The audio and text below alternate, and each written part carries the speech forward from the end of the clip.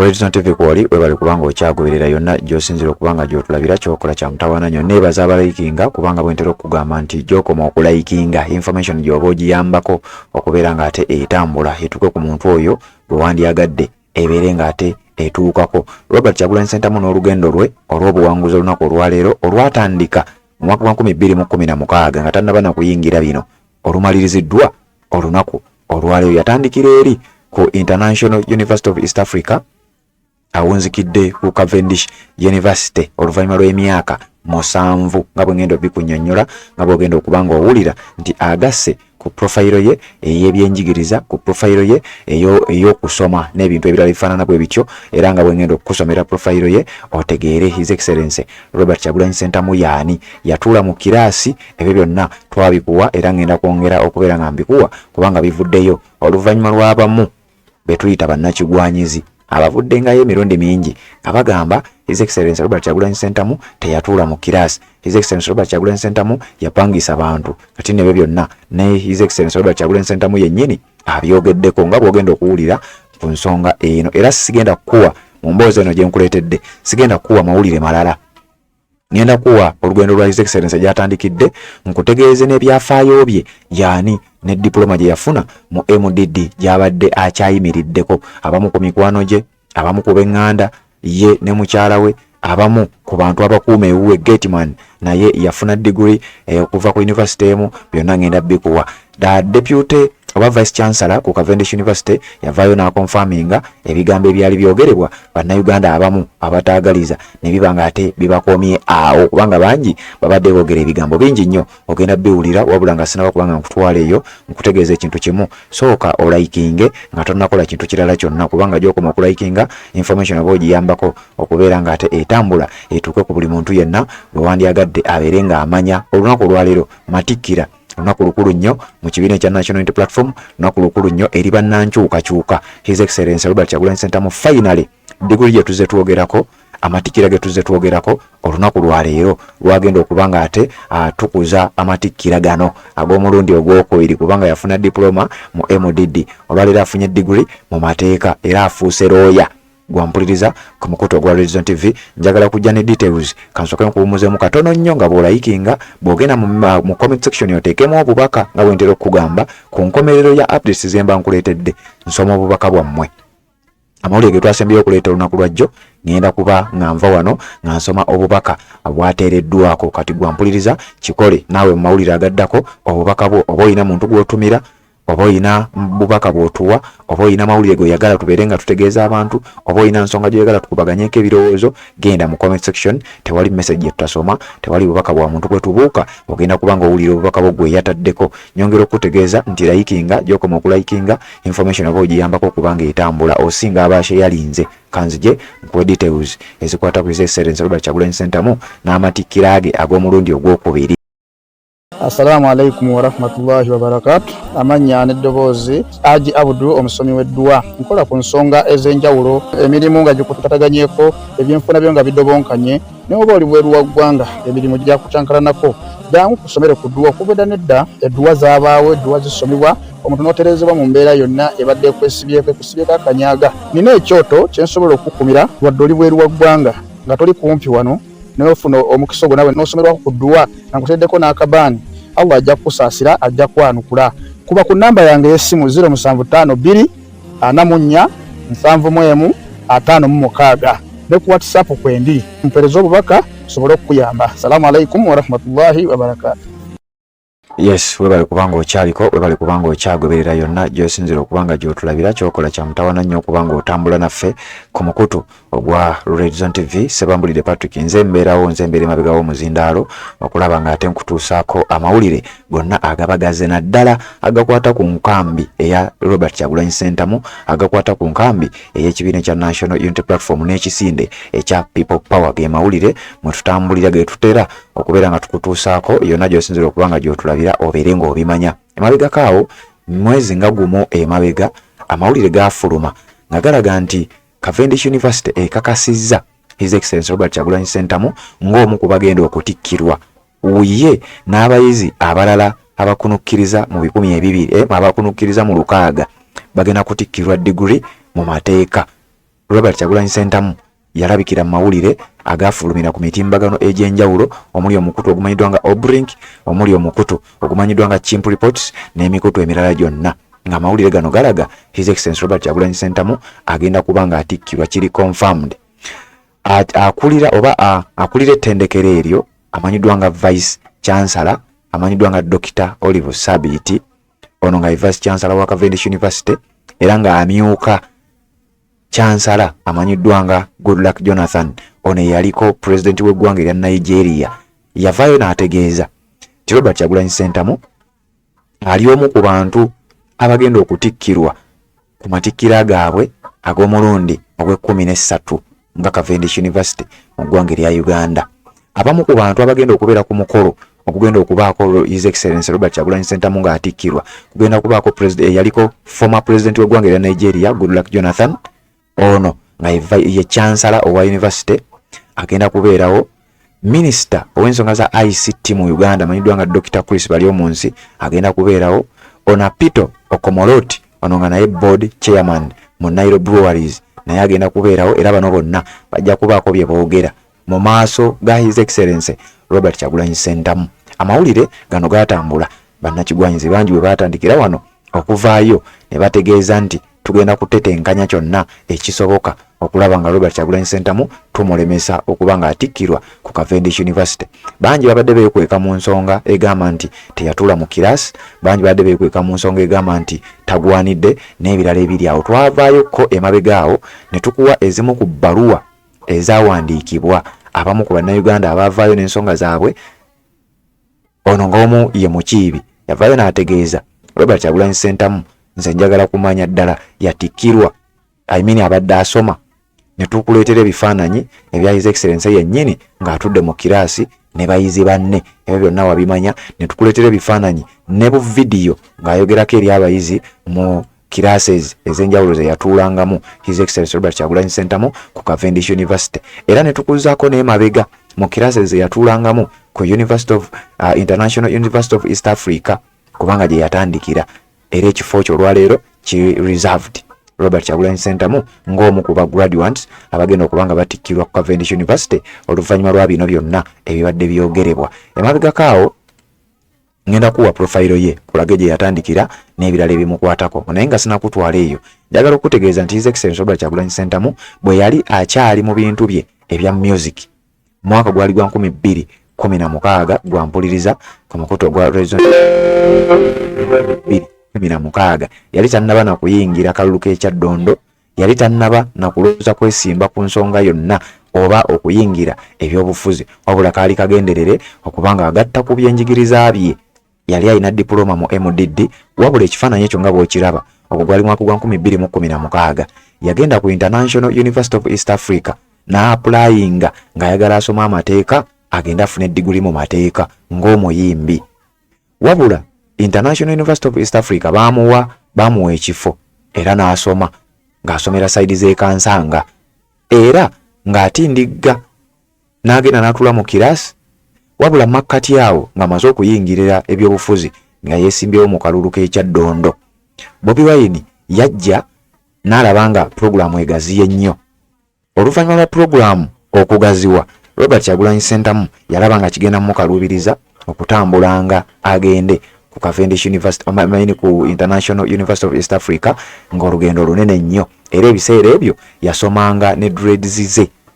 Oluvannyuma lw'okulaba nti puroguramu yali mpanvu, puroguramu yali nga nnene nga bigenda mu kaluubirira, yasalawo n'agamba kansooke nsabe dediya gwe mwaka gw'osaba n'owummulamu nti bwe naaba nkomyewo nja kutandikira we nakoma ku university abasomyeko nkakasa musobola okuba nga mbitegeera. Kakati Robert Kyagulanyi Ssentamu oluvannyuma lw'okubeera nti yasaba dediya yawummulamu akabanga kaali katono nnyo, kyovula nga diguli eno etutte emyaka. Akabanga ke yawummulamu kamutwalira okureflectinga n'okwebuuza n'okuyita mu bannamateeka ab'enjawulo abamanyi ensonga zino okubeebuuzaako His Excellency Robert Kyagulanyi Ssentamu. Oluvannyuma n'addayo ku Cavendish University oluvannyuma lw'okufuna amawulire nti Cavendish University egguddewo campus mu bitundu by'e Kamwokya, nga kitegeeza abali okumpi awo e Kamwokya osobola okugenda n'osoma n'oba nga ate naawe ogattako Robert Kyagulanyi Ssentamu nakkiriza n'agamba kankozese campus eno eya Cavendish University ey'e Kamwokya. Abamanyi ebintu bino babasomyeko akatonotono nganze tukimanyi bulungi nnyo nti ku university singa mba nina emyaka gye nsomyeko nganze yasomera ku Muteesa, tugeze nsomedde ku Muteesa semester emu n'ensoma semester ey'okubiri, wabula nendaba nga tegenda kunkolera either olwa programu zange oba olw'ebyo byesikiriziganya nayo, nsaba kye bayita testimonial n'ebbaluwa ekakasa okuva ewa academic registrar n'abalala abavunanyizibwa ku ekyo. Nkwata ebbaluwa ezo n'ebiwandiiko ebyo byonna nga wembikugambye ne mbitwala ku university endala gye mba njagala. Tugeze kati njagala kukyusa kudda ku Makerere oba kudda ku Ndejje University, nkwata ebiwandiiko byange ebyo ne mbitwala ku university eyo gye mba nnonzeewo gye ngenda okujoyininga nayo. Then bwe ntuuka ku eyo university ntandikira wali wennyini we nali nakoma. Kati His Excellency Robert Kyagulanyi Ssentamu kye kintu kye yakola abasinga obungi kye bataategedde nti yagenda n'ava ku International University of East Africa n'ajoyininga Cavendish University ng'omuyizi era gy'amaliriza emisomo gye oluvannyuma lw'emyaka 7 nga bwe nkugambye nti yajoyininga oba yasalawo okugenda ayongere ku mateeka gwali mwaka gwa 2016 nga tannaba na kwesimbawo mu byabufuzi byonna.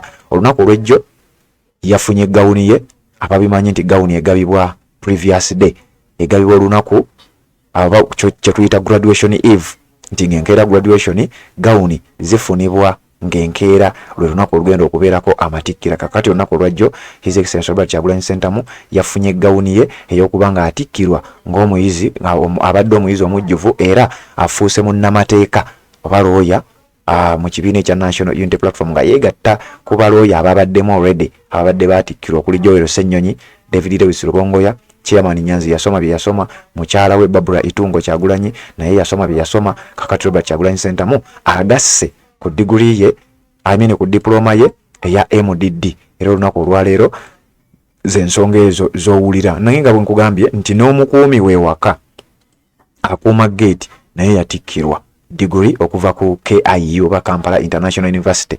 Abamu ku baana ba foot soldiers baabo nabo balina zi degree okuva ku universities ez'enjawulo.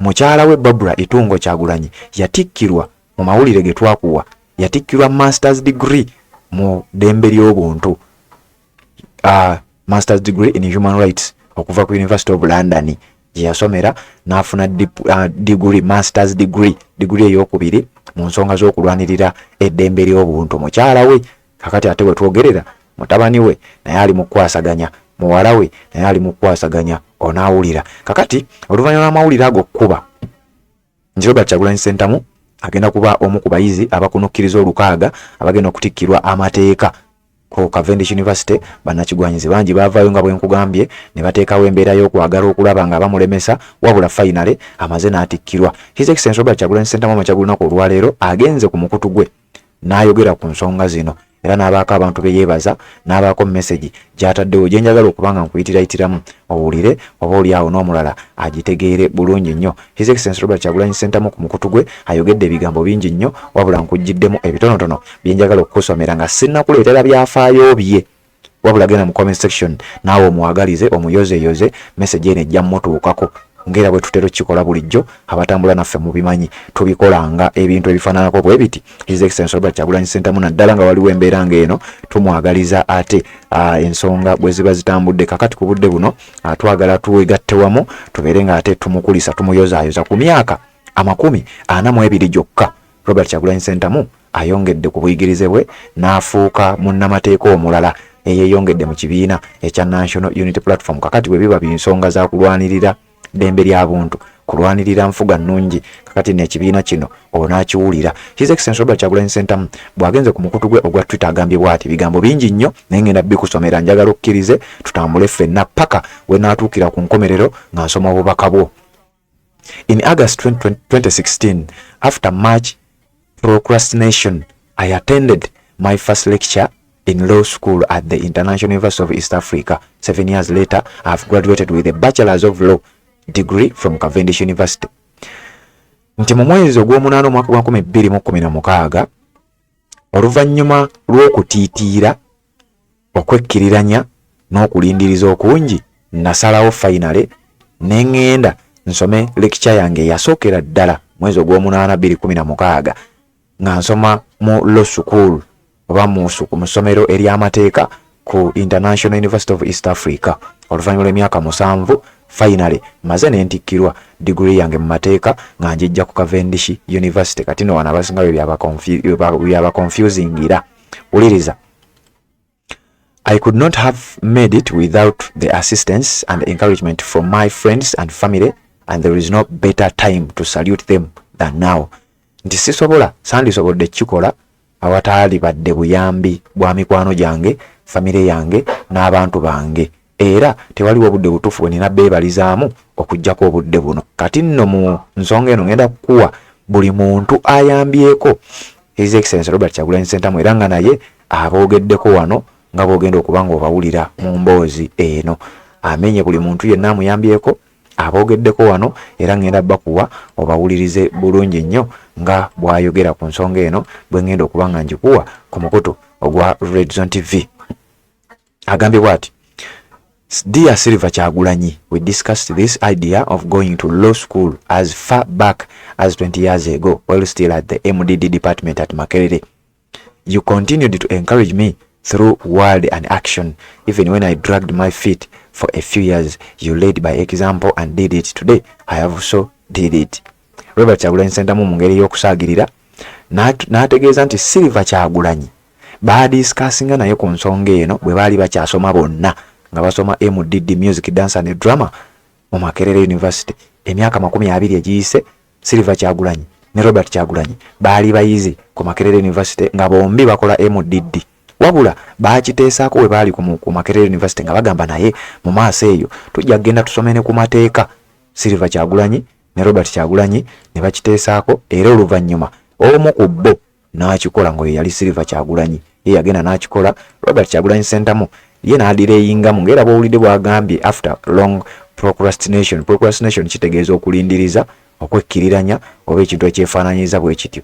Kati Robert Kyagulanyi Ssentamu n'ategeeza nti mu myaka 20 ng'akyali mu lasita, ng'akyali mu malasita ge yavaayo ye ne Silver Kyagulanyi ne bateesa ku kino ti naye olaba otya bwe tumaliriza wano ne tugenda ne tujoyininga n'amateeka nago ne tugasoma.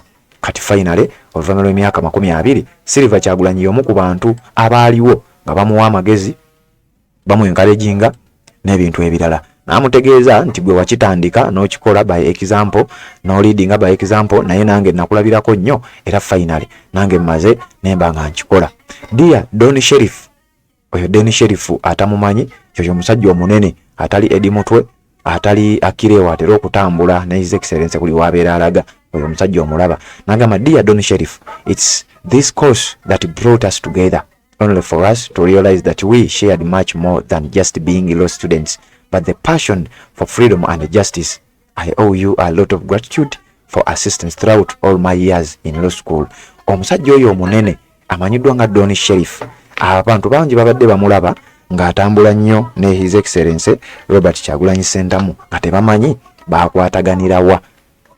Kakati ategeezezza nti olunaku olwaleero buli omu bwakitegedde nti omusajja ono Don Sheriff y'omu ku bantu Robert Kyagulanyi Ssentamu be yasisinkana ku campus eno nga basoma amateeka. Era oluvannyuma lw'omusisinkana ne bafuuka ab'omukwano. Oluvannyuma lw'okufuuka ab'omukwano bagenda okkizuula nga bonna balina bye bagatta, era nga mwe bagatta mwe muli n'okubeera nti bonna bayizi b'amateeka ku university, ate ng'oggyeko ekyokuba abayizi b'amateeka bombi bakkiririza mu nkyukakyuka. Don Sheriff abamumanyi omusajja ekifaananyi kye sisobodde kikuwa engeri gye mbadde njagala okuwa ensonga eno mu bwangu. Don Sheriff naye n'amwebaza His Excellency Robert Kyagulanyi Ssentamu amutegeeza nti weebale nnyo, weebale kumbeererawo. Kakati nakkirira wansi n'ategeeza Dear David Lewis Rubongoya. Kati nno wano abasinga obungi mubadde temukimanyi, wano njagala owulirizewo bulungi nnyo era otegeere David Lewis Rubongoya ayingira atya mu bulamu bwa His Excellency Robert Kyagulanyi Ssentamu. Jjukira nkugambye bino byonna byatandika nga Robert Kyagulanyi Ssentamu yali akyali mu music we nga tannayingira politics, tannaba kubanga yeetaba mu kwesimbawo kalulu konna. Kati baatuukagana batya ne David Lewis Rubongoya. Ezimu ku ngeri ze basinkanamu ogenda ziwuliriza. Omusajja ono yali lekikyala David Lewis Rubongoya naye wuliriza ebigambo bino byengenda okuyitiramu tubeere nga tetutambula. Dear David Lewis Rubongoya, from the first constitutional law lecture that you conducted in first year 2016 at the IUEA, I knew that you would be a comrade. Nti David Lewis Rubongoya molekicha kali kankozesa ekigambo lesson mu lusoma olwasooka ng'otusomesa lecture eyali emanyiddwa nga constitutional law, ng'otusomesa amateeka aga ssemateeka, ng'otusomesa ku nsonga za ssemateeka mu mwaka gwali gwa 2016. mu mwaka gwange ogwasooka nga nsoma ku International University of East Africa, lecture yange yasookera ddala ng'oginsomesa emanyiddwa nga constitutional law, namanyirawo tujja kubeera ba comrades olumu. It was your idea to transfer from IUEA, which at the time was not yet fully accredited to teach law, to Cavendish University, which was already accredited, to avoid future problems about technicalities, as if you foresaw everything the way it has unfolded. Uliriza wanono njagala ulirizeewo nnyo. His Excellency Robert Kyagulanyi Ssentamu mu mwaka gwali gwa 2016 yajoyininga International University of East Africa. Oluvannyuma lw'okujoyininga IUEA yasanga David Lewis Rubongoya nga y'omu ku balecturers abasomesa amateeka.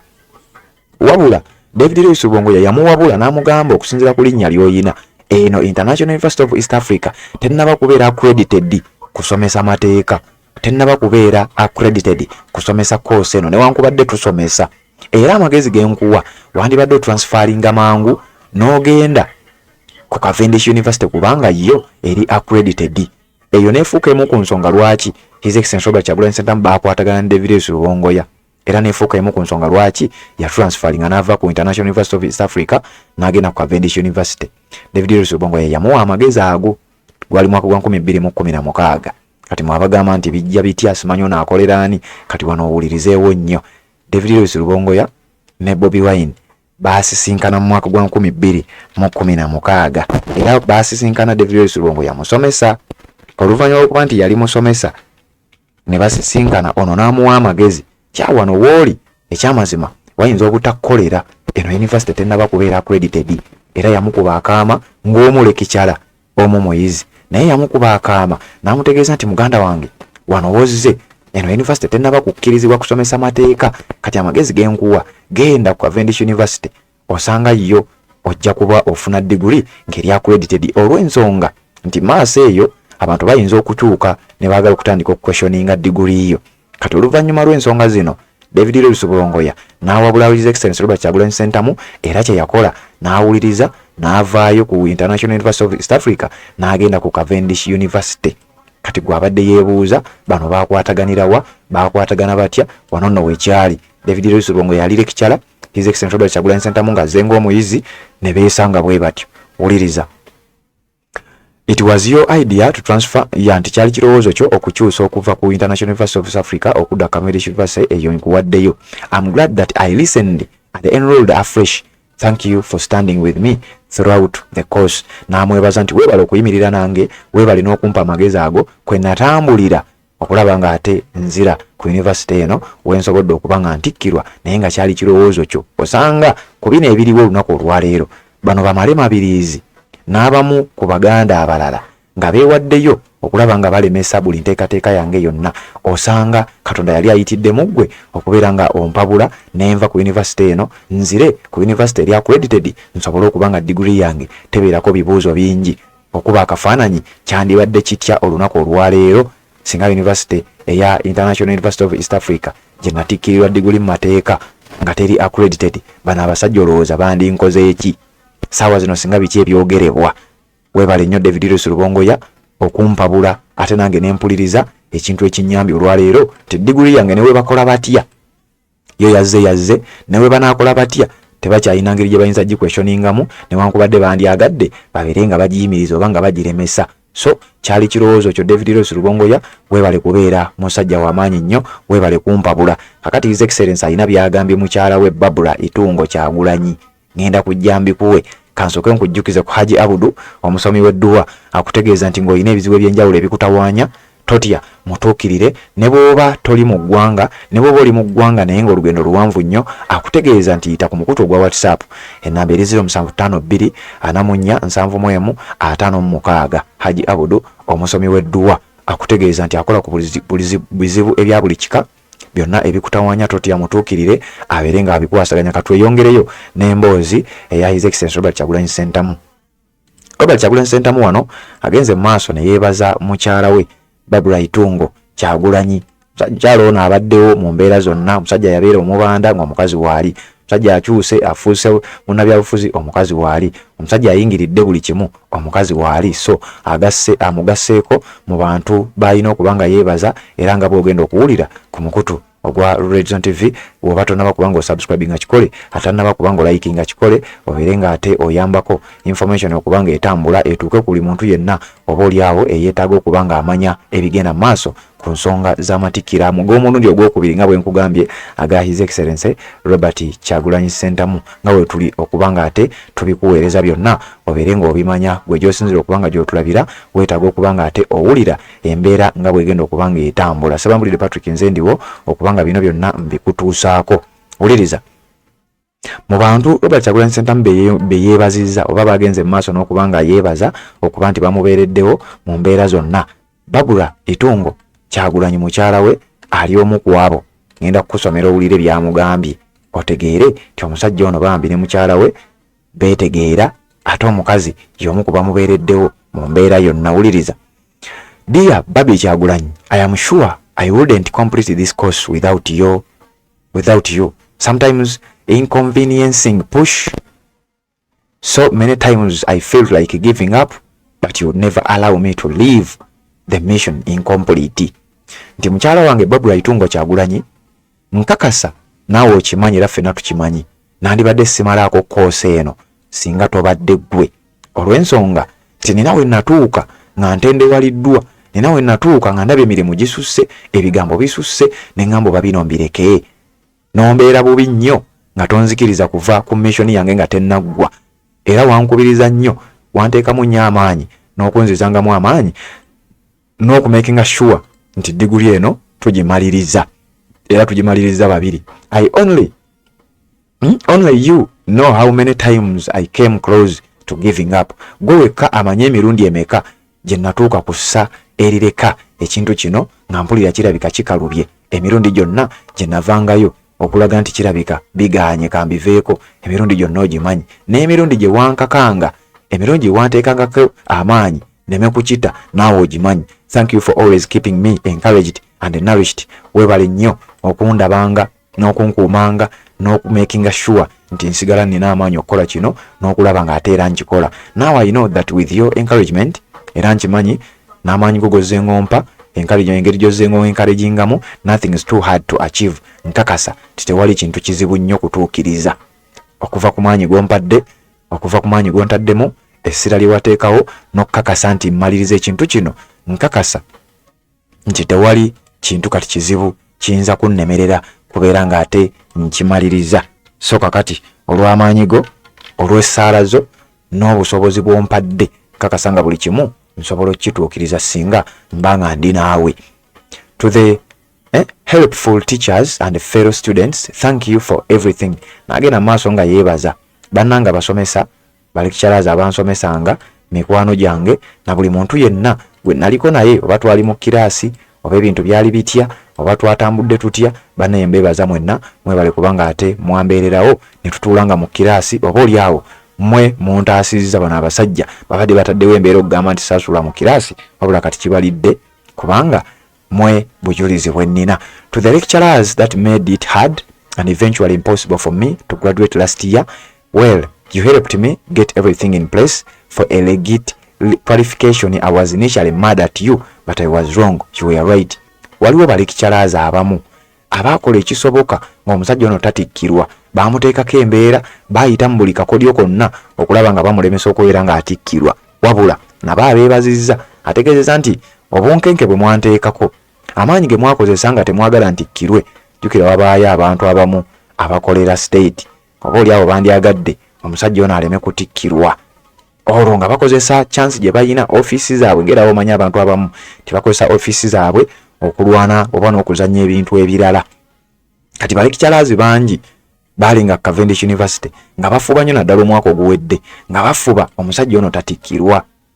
Abeebaziza n'ategeeza ti wadde mwali mukikola mu bubi naye ate mu bubi omwo mwannyambiramu mwe nga temumanyi n'enfuba nnyo okulaba nti ntikkirwa era finally maze n'entikkirwa. Nali mbanyiigidde wabula kati nabalese kubanga nategedde nti amaanyi ge mwanteekako okunnemesa kwe mwali muntaddeko kwe kwannyambyeko okubeera nga nteekamu nange amaanyi okulaba nga ntikkirwa osanga sanditikkiddwa. To those who always mocked my academic qualifications, you pushed me to pursue this course. Thank you and I hope you will now get something better to talk about. Nti mwe eri mwenna abavuddengayo nga mugezaako okulemesa degree yange, mugezaako okwogera ebigambo bingi nnyo, mugenze ku Cavendish University musabyeyo zi answer sheets zange, mutetenkanya kyonna ekisoboka okulaba nga degree yange mugimookinga, mugikakkanya, muteekawo embeera okulaba nti sitikkiddwa, ensi mugirage nti sisomye. Mbeebaza kubanga ekyo kye mwakola kyampa amaanyi okukola ebintu mu layini entuufu. Singa temwabiteekawo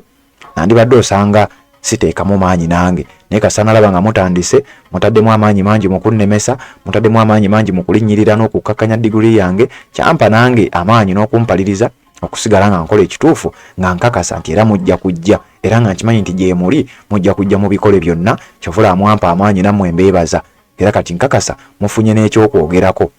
Robert Kyagulanyi Ssentamu bw'agamba, this did not go without challenges. I was supposed to graduate last year having completed all other requirements for the award of this degree. Kino tekisobola kuggwa bwe kityo nga temuliimu kusomoozebwa. Kinze golaba nali wakutikkirwa mwaka guwedde kubanga nali mmaliriza buli kimu ekyali kyetaagisa okulaba nga degree yange njifuna mu bujjuvu. Wabula olw'ebintu ebitali bimu ngenda bikunnyonnyola.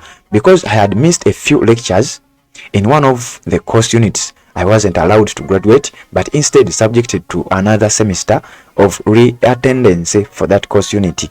Nti nali namisingayo ekibuuzo kimu era nali namisingayo ezimu ku lectures mu course unit emu, era kino kyannemesa okutikkirwa omwaka oguwedde era saatikkirwa. Wabula nayina omukisa gumu okuddamu okwatendinga lecture zino n'okukola ebibuuzo ebyo, era nabikola nenteekinga challenges ezo, nengenda nga nninda neŋŋuma nenninda omwaka omulala nenziramu nenkola nga kino kindeetera okugumiikiriza omwaka mulamba nga sitikkiddwa. Era omwaka gwawedde ebintu byange byonna nga biri clean, course unit ngikoze, ebibuuzo mbikoze. My classmates graduated last year and the years before. Tibannange bembadde nsoma nabo baatikkiddwa omwaka oguwedde, abamu baatikkirwa emyaka egiyise, newankubadde nze nadireyingamu olw'okumisinga lectures ezo olwa schedule yange ebadde bize, naye finally maze nange nentikkirwa olunaku olwaleero. Neyebaza Katonda olw'ensonga eno. Tukyagenda mu maaso n'ebigambo bya His Excellency. Wuliriza. Recently, when news came out that I was set to graduate, the usual detractors got busy and made every effort to stop me. Nti amawulire emabegakawo bwe gaafuluma nti ngenda kutikkirwa, abantu abannwanyisa ebbanga lyonna abazze nga bayiwawo omubiri era nga bakkakkanya ensonga zaffe, era nga bulijjo baafuuka bize nnyo ne bafuna emirimu ne balumba zi Cavendish University ne bagenda nga basaba course units zaffe zetuze tukola, answer sheets zaffe zetuze tukolerako n'ebintu ebirala byonna, era nga bw'ozoobalaba ne batetenkanya kyonna ekisoboka okulaba nga bannyimiriza era nga balemesa degree yange okubanga ebeerawo. Some people ostensibly working for the regime and other detractors went as far as petitioning the National Council for Higher Education. Nti abamu ku bano nze nja boogera ng'otaddeko mali mabiriizi kubanga ye yavaayo n'akola n'akatambi n'ekifaananyi ekyo nga bw'okiraba. Awo yali atudde mu office eya academic registrar eya vice chancellor ng'asaba answer sheet eza Robert Kyagulanyi Ssentamu, era n'akwata ne petition n'agenda ne mu kkooti n'awaabira National Council for Higher Education. Kyono Kyagulanyi lwaki atikkirwa? Kati wano nno Kyagulanyi bw'abadde ayogerako. Some people ostensibly working for the regime and other detractors went as far as petitioning the National Council for Higher Education. Tibamu ku bano baagenda ne baloopa n'ekitongole kino ekya National Council for Higher Education okuba nti bateekawo embeera era bamakinga sure bafune obujulizi na buli kimu nti lwaki Kyagulanyi atikkirwa era talina kutikkirwa. National Council for Higher Education officials went to the university and demanded for every document regarding my studies, including my application form, admission forms, all classes attendance, records, written exams, coursework of all the years and my tuition payment records. Katino uliriza. Ekitongole kya National Council oluvannyuma lw'amalema abiriizi n'abamu ku bannayuganda oligwe nakunnyonnyola mu kiibi abaavaayo ne bagenda nga baagala okupetitioninga ekitongole kino. Ekitongole aba officials oba bakungu okuva mu kitongole kino ekya National Council for Higher Education baawalirizibwa bagende ku Cavendish University basabe details zange ezinkwatako zonna okukakasa kyoba ddala mbadde nsoma. Mu bye baasaba bye bino wammanga. Abakungu okuva ku National Council baasaba application form kwe nasabira ekifo eyo ne bagibawa, ne babuuza admission form kwe bampeera ekifo eyo ne bagibawa, ne babuuza attendance lists. Omanyi bwe mubeera mu lecture wabaako list gye musayiningako eraga nti olwaleero ntudde mu kiraasi, nti abakungu bano baasaba attendance list emyaka gyonna gye nzize nsoma, lectures zonna zenzize nsoma nga baasaba attendance list balabo baddala mbadde nga ntuula. Bagendo zibawa ng'ekyamazima mbadde nga lecture nzibeeramu. Ne basaba ebibuuzo mu handwriting yange, handwritten exams, nti balabo baddala mbadde mbikola, ne babibawa nga ddala mbadde mbikola. Ne basaba coursework byonna balabo baddala mbadde mbikola era ne babibawa nga ddala mbadde mbikola. Ne basaba obujulizi obulaga nti mbadde nsasula tuition fee, ne babawo obujulizi ze bank slips, record zonna nga ziraga payments zange zonna ziri clean, degree yange njikoleredde, lectures tuddemu, ebibuuzo mbikoze, coursework mukoze, admission form weeri, application form weeri, era n'ebibuuzo ne tuition fee mbadde musasula. Ekyamazima abasajja baavaayo nga bakakasizza. It is after a very detailed and intense investigation that I was cleared to graduate today.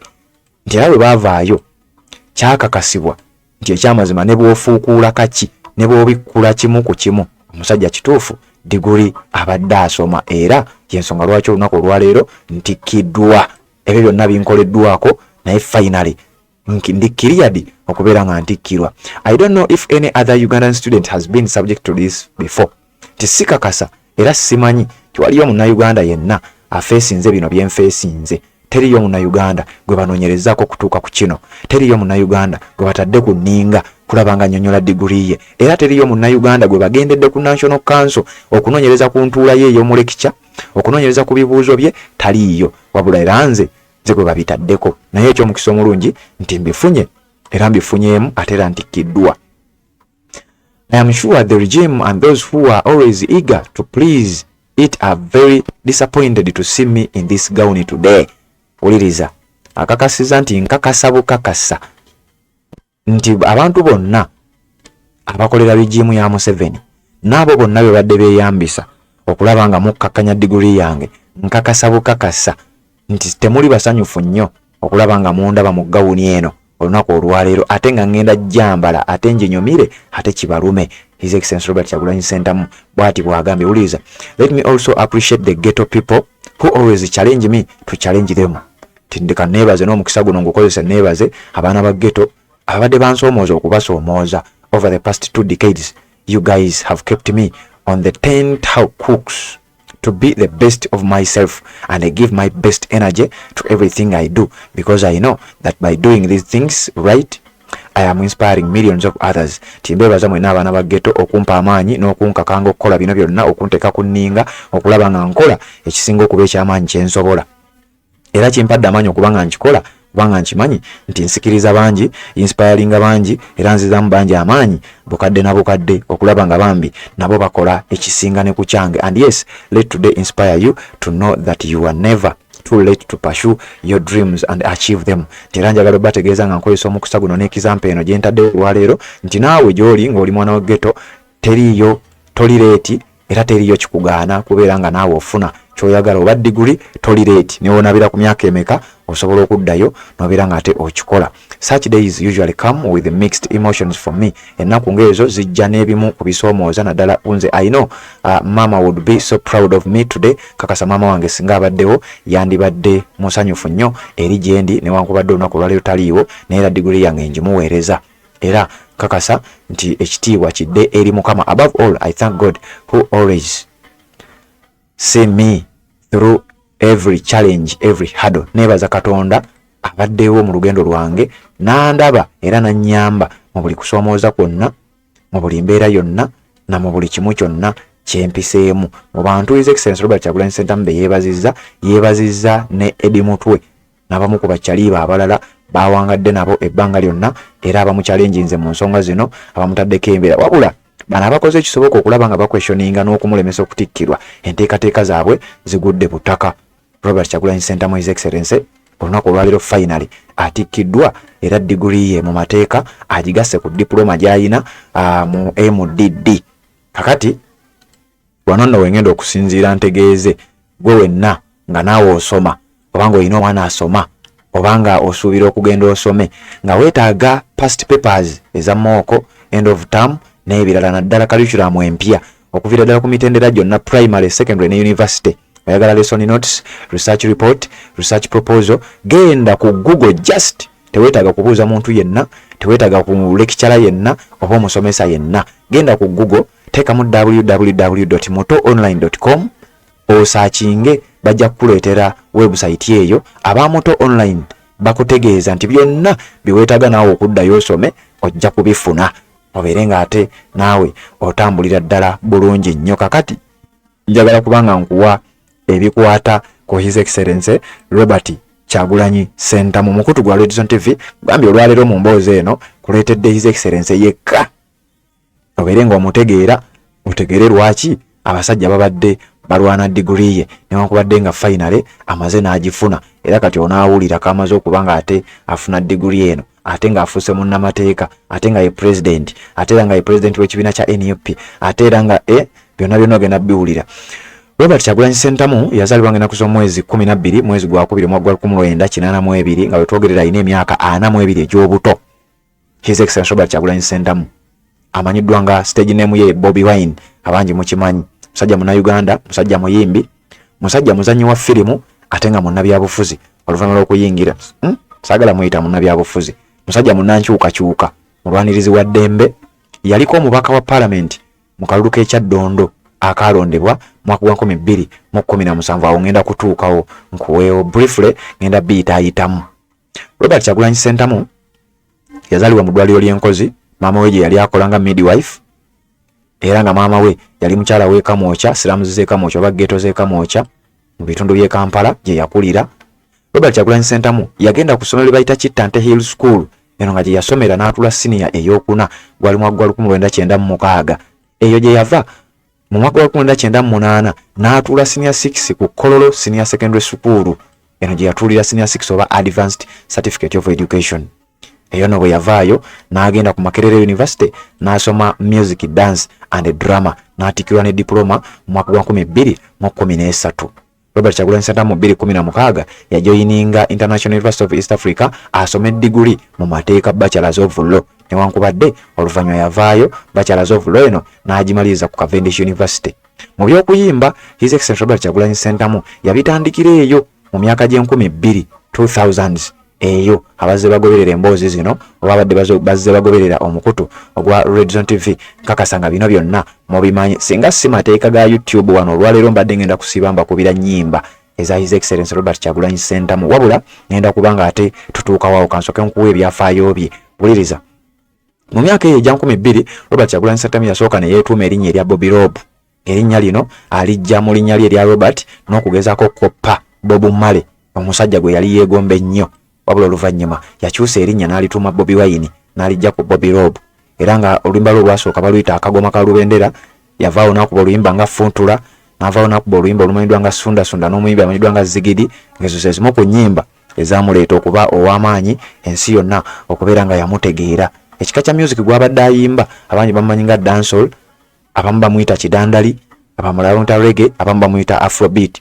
Kyekika kya music gwazze nga ayimba His Excellency Robert Kyagulanyi Ssentamu era nga yali akulembera ekibinja ky'abayimbi ekimanyiddwa nga Firebase Crew era oluvannyuma najja ng'atambula bw'atyo mpola mpola. Mu mwaka wa 2016 oluyimba olwa Kiwani lwe yafulumya lwali mu mwaka wa 2016. Najja yakola movie emanyiddwa nga Queen of Katwe, emu ku firimu ze ezasinga omutunda okumanyika nti n'okuzanya firimu akusobola. Bobi Wine, Robert Kyagulanyi Ssentamu yakola ebintu bingi nnyo, yagabanga obuyambi, yakolanga music oba concerts ez'amaanyi nga zino zaalimu obubaka obubuulirira ne obuyambi bwe yagabanga physically mu bantu ng'awerekerwako abantu be yatambulanga nabo okuli Nubian Lee n'abalala. Yakuba ennyimba oluyimba lwa ghetto era olwalimu ne Nubian Lee olwasinga okuleeta bannayuganda omumanya n'okutegeera nti omusajja alumirirwa omuntu wa wansi. Oluyimba olwo mulujjukira nga Queen anaatera okujja naye ne batandika okugenda nga bakwata era naye yennyini baamukwata nga beeralikira nti Queen bw'anajja mu Uganda akasajja kano kajja tufuukira ekizibu era kajja kwogera ebigambo bingi nnyo Queen ategeere nti Uganda teri bulungi. Newankubadde bo abasajja baali weeringa okumakinga sure oba okukakasa nti tufera Queen okumulaga nti Uganda eryokke newankubadde teryokke. His Excellency Robert Kyagulanyi Ssentamu baamukwata era bwe yayimbira oluyimba olwo nti Queen ng'anajja asima bikoze bitya mu bijjukira. Robert Kyagulanyi Ssentamu baamukwata era oluyimba yalukuba mu biseera ebyo. N'agenda n'akuba oluyimba lw'obuyonjo, n'akuba olulu tebutwawula, n'akuba oluyimba Time Bomb n'ennyimba endala mu biseera ebyo. Abagamba nti muzannyi wa firimu nnyingi ze yalabikiramu. Era nga yalabikira mu firimu emanyiddwa nga Yogera mu mwaka wa 2010, yalabikira mu firimu emanyiddwa nga Situka n'omukyala amanyiddwa nga Helen Lukoma mu mwaka wa 2015, era yakola ne ku firimu nnyingi ez'enjawulo. Robert Kyagulanyi Ssentamu bwe tuddako mu byobufuzi wano wenjagala ate otegeere bulungi nnyo gwampuliriza omutegeere bulungi yaani. Mu mwaka ogwa 2017 mu mwezi ogwokuna Robert Kyagulanyi Ssentamu yalangirira nti mu by-election y'e Kyaddondo East akalulu akagenda okuddibwamu ngenda keetabamu era ndi mumalirivu okubanga nange embeera omubaka wa Parliament nga nkiikirira abantu b'e Kyaddondo East gwe gwali mwezi gwakuna mwaka wa 2017. Robert Kyagulanyi Ssentamu yatandika door-to-door campaign nju ku nju ng'asaba obululu. Kati no wano njagala owulirizeewo nnyo ogenda kitegeera Robert Kyagulanyi Ssentamu yaani nga tannatandika campaign ze. Yalumba abakulu mu kibiina ekya DP nga ye alowooza nti ekibiina eky'obujjajjaabwe, taata we yali muwagizi wa kibiina kino, n'alumba ekibiina kya DP alabe nga waakiri bamuwa kaadi. Yalumba ekibiina kya DP alabe nga bamuwa kaadi bambi babeere nga ate afuuka omubaka wa Parliament ku kaadi ya DP. Kakati abasajja bano aba DP bamuwanga Kivumbi, ba Mathias Mpuuga, ba Betty Namboze n'abalala baamugamba okyali amacha, tetusobola kukuteeka mu bino, tetusobola kukuwa kaadi yaffe, kutukwatira kaadi mbobeera omubaka gwe abadde omuyaaye, gwe abadde omuyimbi. Ne bamumma kaadi nga bamutegeeza nti ffe tuli basanyufu n'enteekateeka. Wano nno njagala owulirizeewo nnyo. Robert Kyagulanyi Ssentamu n'agenda mu kibiina ekya FDC ng'agamba Besigye mukwano gwange tasobola kunnyima kaadi. Abasajja ne bamumma kaadi ne bagaana oggimuwa aba FDC n'agamba bannange nkoze ntya n'afuna kaadi nze ebibiina byonna nga bimboola n'asobola okwesimbawo nga siina kibiina. Olugendo lw'omuntu nno bwe luti bwe lutambula. Abasajja bamaze omumma kaadi aba FDC, abasajja bamumye kaadi aba DP n'agamba nkoze ntya ngenze mu kibiina ki, ekibiina kya Jeema n'akirowoozako naye ng'amaanyi matono. N'agamba sijja genda mu kibiina kya Jeema. Ekyamazima okusinziira ku magezi agamuweebwa Nubian Lee n'abantu abalala n'asalawo kanzije nganze bwe bandya at least kanzije ngezese mu 2021 nzije ndyoke neesimbewo ng'olwo nfunye ekibiina oba neesimbewo ebya siriyasi. Robert Kyagulanyi Ssentamu eyajjanga zogezesa mu kalulu wakati abasajja bagenda okulaba afunye amaanyi. Poliisi batandika omutawaanya ne batandika omukwata nga tebamukkiriza kuba ziraale, tebamukkiriza kutuuka mu bifo byayagala kutuukamu mu bitundu by'Ekiteezi, mu bitundu by'e Gayaza n'ebitundu ebirala byonna baamutawaanyanga ne bamukwata n'omuyingizaako ekkomera ne balimuyingiza. Robert Kyagulanyi Ssentamu n'agamba sijja kufaayo, nze kanwane masajja kanwane nganze tomanya nja kutuuka wenjagala okuba nga ntuuka. Mu kalulu ako aka 2017 Robert Kyagulanyi Ssentamu ng'avuganya omunne yali running mate we oba omu ku baali bamusabira akalulu yali Ronald Mayinja. Robert Kyagulanyi Ssentamu abantu ne bamwagala wakati mu kalulu ensi neetegeera tekyamazima omusajja ono agenda kulya akalulu tetufuddeeyo bamuyaya abeere eŋŋombe eyo we yava tyoba muyaya abeere mujjukira neeyakuba akayimba mu kalulu ako Robert Kyagulanyi Ssentamu ne kagenda ne kalondebwa abantu ne basimba layini ne bakuba akalulu ne kaswaza buli munnabyabufuzi yenna eyavaayo n'agaana Robert Kyagulanyi Ssentamu okwesimba ku kaadi yaabwe. Akalulu kano kaswaza abantu abali baludde mu politics nga bazze ku ground okusakira abalonzi abantu baabwe akalulu ne kafuula Robert Kyagulanyi Ssentamu omuntu ow'enjawulo. Era Robert Kyagulanyi Ssentamu bwe yatandika okubanga asimbula n'agenda ne yeebaza abantu akubeebaza omuwa akalulu n'okwebaza omulonda newankubadde ng'ebibiina byabadde yeesiga ebibiina byabadde alowooza biganye okubanga bimuwa kaadi zaabwe wabula ye abantu ne bamwesiga n'abeera ng'ate afuuka omubaka omujjuvu owa Kyaddondo East era ne bamulangirira n'ayisaayo n'ekivvulwawo ekyokgenda okubeera ng'abeebaza.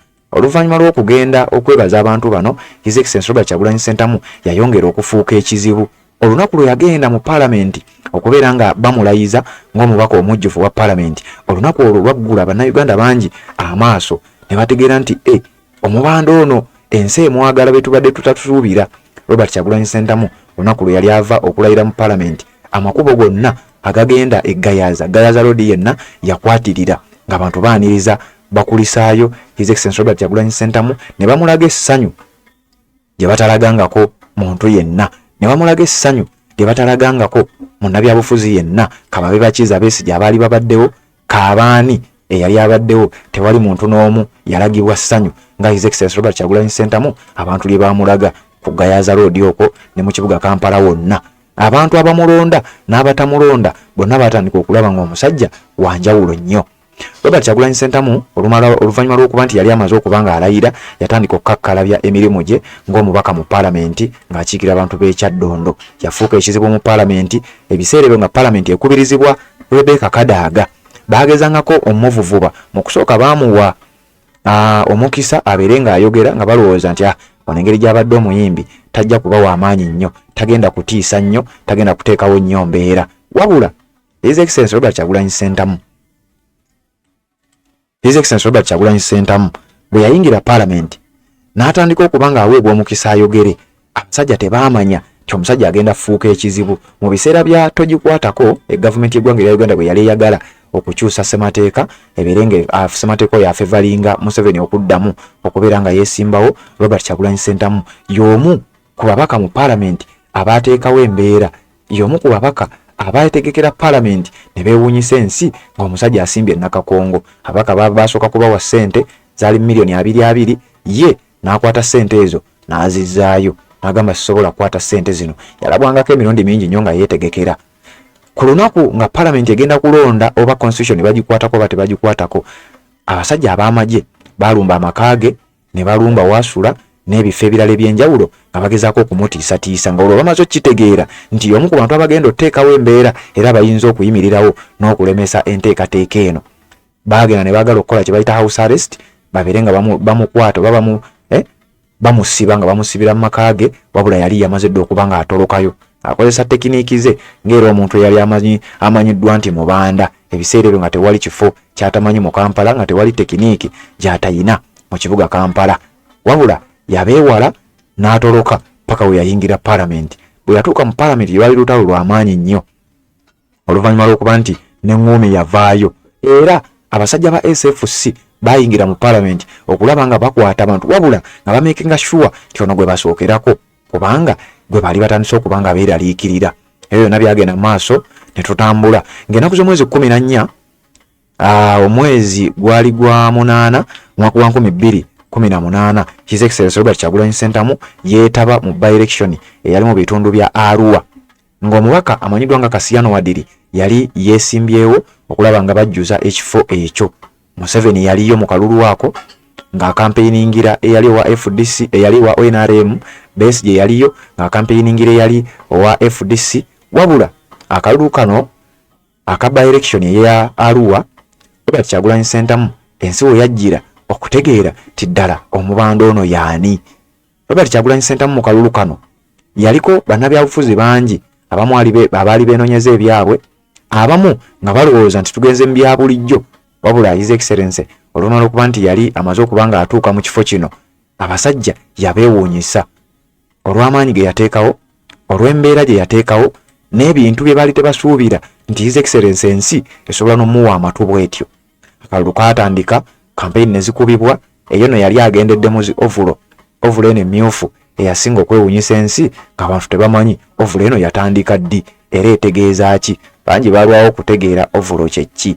Eno ovulo eya red eya people power, njagala no gikuteerako wano ogirabe embeera eyo bwe yali. Mu bantu be yagenda nabo mu kalulu k'ekyaddondo abaasigala nga bali ku mulamwa waliko Honorable Zaake Francis Butebi nga bw'omulabaawo, kwaliko Eddie Mutwe ng'era bw'omulabye, kwaliko omusajja amanyiddwa nga Paulo Mwiru nga baakamunoonyeza akalulu newankubadde yavaayokko n'ajja n'ayagala okubeera ng'ayonoona. Mu kalulu ka by-election mu Arua, His Excellency Robert Kyagulanyi Ssentamu yateeka embeera eyeeraliikiriza Museveni ne bannabyabufuzi abalala abaali baludde ebyobufuzi mu ggwanga erya Uganda. Bangi tebaamanya nti omusajja ono ajja, era baamukuba emiggo oluvannyuma lw'okuba nti baategeeza oba okusinziira ku sources ze twayina nga ziraga nti omusajja ono mission yali yakukoma, obulamu bwe bwali buyina kukoma mu bitundu bya Arua, era baamukuba bubi nnyo katono kumutta, ne bamutwala mu barakisi ey'eggulu ne bamusiba. Eyo sitole empanvu sijja gikuweera wano, wabula bwe yasimattuka n'agendebwa lw'eggwanga jjanjabwe, eggwanga lyonna lyekalakasa oluvannyuma lw'okuba nti Robert Kyagulanyi Ssentamu yali akubiddwa, abantu tebamanyi wa gyali, ebintu byonna nga bw'obimanyi bwe byagenda bwe bityo. His Excellency Robert Kyagulanyi Ssentamu bwe yava eggulu kasa yagendebwa lw'eggwanga okumujjanjaba, Robert Kyagulanyi Ssentamu yagenda okudda nga si yooli eyali agenze, yagenda okukomawo nga namungi w'omuntu okumwaniriza obwaniriza kwokka nti tukulisaayo pulezidenti waffe. Awo n'erinnya pulezidenti we lyatandikira, abantu ne batandika okugamba omusajja ono tumukoze tutya. Kakati nno ebyafaayo bye bingi nnyo, tusobola n'okumala essaawa nga 6 nga tubinnyonnyola, wabula olunaku olwaleero His Excellency Robert Kyagulanyi Ssentamu finally amaze okuba nga agatta ku diguli ye, diguli amaze okuba nga agigatta ku diploma gy'alina mu MDD. Kyenjagadde okuba nga amawulire nga kuwa obeere nga ogafuna, newankubadde emboozi ze teziggwayo mpanvu nnyo, tosobola kuba nga ozimalayo, wabula ng'era bulijjo tutera okuba nga tukola, ngenda kujja n'obubaka bwa eyabadde atuwabula, eyabadde alina ensonga yonna mukutu gwa Red Zone TV. Ffe bwe tuti bwe tukola, ngenda kuyita mubaka bwammwe si bungi nnyo, wabula ngenda buyitamu tubeere nga ate tuwuliziganya mu apres eziddako ku mukutu ogwa Red Zone TV. Nga sinaba kubanga ngenda mubaka bwammwe kamala okumiramu ko ku ddooko likaze, kamala okumiramu wano ku ttendo lw'otuzzi, nzije mbeere nga ate mpita mubaka bwammwe. Assalamu alaikum warahmatullahi wabarakatuh. Amanya n'eddoboozi Haji Abudu omusomi w'eddwa. Nkola ku nsonga ez'enjawulo, emirimu nga gikutataganyeko, ebyenfuna byo nga bidobonkanye, ne oba oli bweru wa ggwanga emirimu gya kucankalanako. Jangu kusomere ku ddwa, okubeda nedda eddwa zaabaawo, eddwa zisomibwa, omuntu n'oterezebwa mu mbeera yonna ebadde ekwesibyeko akanyaaga. Nina ekyoto kye nsobola okukumira wadde oli bweru wa ggwanga nga toli kumpi wano, n'ofuna omukisa ogwo nawe n'osomerwako ku ddwa nga nkuteddeko n'akabaani. Allah ajja kusaasira, ajja kwanukula. Kuba ku namba yange y'essimu 0752 44 71 56 ne ku WhatsApp kwendi mpereza obubaka sobole okuyamba. Assalamu alaikum wa rahmatullahi wa barakatuh. Yes, Red Zone TV tukyagenda mu maaso n'okuba nga ate tukutuusaako, wabula njogedde nnyo naye kampitayite mu bubaka bwammwe tubeere nga tuwuliziganya. Muganda wange Buye Richard, mawulire ge twasembeyo okuteekayo olunaku lwajjo twakuwadde ku nsonga ya Joel Ssenyonyi mu Parliament, ne tukuwa ne ku mboozi eyabadde eya Kenzo eya ssente zitategerekeka wa gye zaakwata. Katuvumu okubaka bwe twafunye, Buye Richard yeebazizza nnyo Joel Ssenyonyi n'amutegeeza nti tuli mabegawo. Buye Richard webale kubanga kwali message yatuuse. Maweje Hakim yagambye ropo mutuufu nnyo, Joel Ssenyonyi mutuufu nnyo obutakkiriza Parliament kugitambuza. Webale kubanga ogoberera message nyingi naye abamu temwataddeko mannya. Kirya Joshua webale kubanga okyaliko message yatuuse, webale kubanga ogoberera bamuyise Kirya Joshua. N'agamba people in Uganda, Bangladesh eyina abantu batono nnyo okubeera nga beekalakaasa. Kubanga nako twakwogeddeko. Ono bamuyise Lincoln Masi, webale kubanga naawe okyaliko message yatuuse, webale goberera Mire Nankabirwa nawe message yo yatuuse webale goberera ku mukutu ogwa Red Zone TV. Mire Nankabirwa. Sophie Bucks webale kubanga nawe goberera yagambye thanks leader of opposition Joel Senyonyi, may God protect you. Kaddu Nabu webale kubanga nawe ko message yatuuse. Nakata Vivian message yatuuse webale goberera. Aisha Jekke webale kubanga goberera naga massive maximum respect our leader of opposition Joel Senyonyi. Shamusha Gre naga Red Zone TV webale kuweereza banaye namwe webale kubeerako. Nasiwa France naga bannange muve ku Vije Junior ku Joel ku ntuyo za parliament webale message yatuuse. Nanfuka Getu webale kubanga kwoli nasabira Joel Senyonyi Sala naye bale Caroline message yatuuse webale kubanga nawo goberera. Namatovu Harriet webale kubanga kwoli nagamba Joel Senyonyi topowa parliament ya Lutu eno sinyangu. Sara Kiyingi Kaweesa oba wendiga oba Sara Kiyingi linya lyandige lya Kiyingi webale kubanga kwoli naga those regions in Uganda have representatives, so no need to parliament to see parliament seat individual regions. Ndoza adategeeza tekyetaagisa parliament kugendeyo kubanga bayina ababakiikirira. Sabano Madina webale kubanga kwoli message etuuse. Ani ono Tamale Hadija webale nayo kubanga kwoli message yo yatuuse. Bekalaze Spire webale kubanga nawo goberera nagamba Anita Amongo takyalina wabbira kwe kusaawo so-called mobile parliament message yatuuse. Medi Kambugu live in Western Uganda Mbarara jasinzira okubanga agoberera batugambira bembalala tubagala nnyo mwebale kubanga ate nammwe mugoberera omukutu ogwa Red Zone TV tubeeranga okubanga ate tubatuusako updates. Ani ono bamwise Rabi Kabi webale kubanga nawo obeerako. Aisha Nabuuma nagamba MPs shouts like a children tabaka parliament nga bawogana nnyo nagamba webale nnyo wamma Joel Senyonyi bamwise Aisha Nabuuma webale kubanga ogoberera. Ani ono Gampomereyiwe Christine nagamba mwebale kuweereza nawe bale kubanga obeerako. Kaya Ronald nawe bale kubanga ogoberera mukutu gwa Red Zone TV yonna gy'osinziira kyokola kya mutawaana nnyo. Buye Richard message yatuuse bannange tuwuliziganye mu updates eziddako. Sebambulidde Patrick nze mbeerawo Red Zone TV kwoli.